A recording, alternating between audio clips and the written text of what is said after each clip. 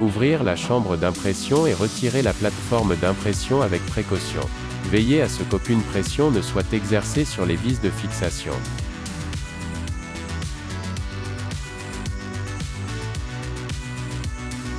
Si le modèle n'adhère pas à la plateforme, la surface doit être rendue rugueuse horizontalement puis verticalement avec du papier de verre grain 80.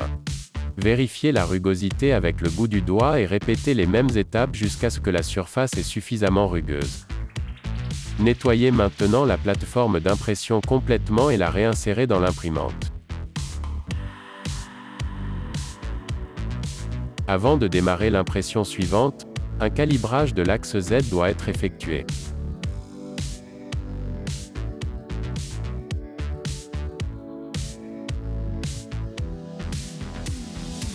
Après avoir enlevé la plateforme d'impression et le plateau porte-résine, il faut s'assurer que l'axe Z est complètement remonté. Si ce n'est pas le cas, appuyez sur cet axis, sur l'écran tactile et réglez sur 10 mm. Appuyez ensuite sur la flèche qui pointe vers le haut pour soulever l'axe Z. Nettoyez maintenant l'axe avec une serviette en papier. Ensuite, la plateforme d'impression et le plateau porte-résine sont réinsérés.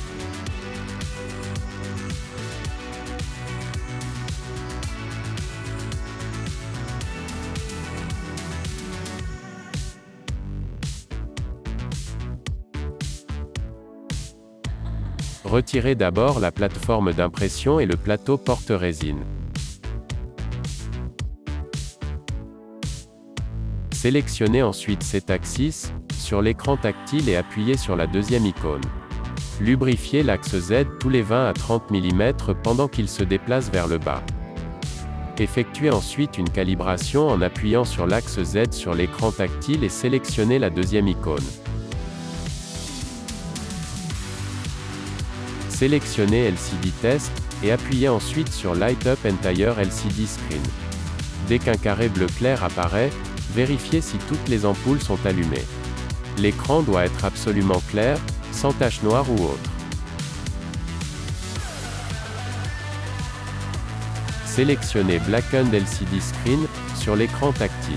La LED doit luire à travers l'écran LCD, mais l'écran LCD lui-même ne doit pas être allumé, car le test est réussi uniquement si la lumière UV est complètement bloquée. Sélectionnez LCD Grid, sur l'écran tactile. Une grille bleu clair apparaît sur l'écran LCD. Vérifiez maintenant que toutes les lignes de la grille sont visibles et régulières.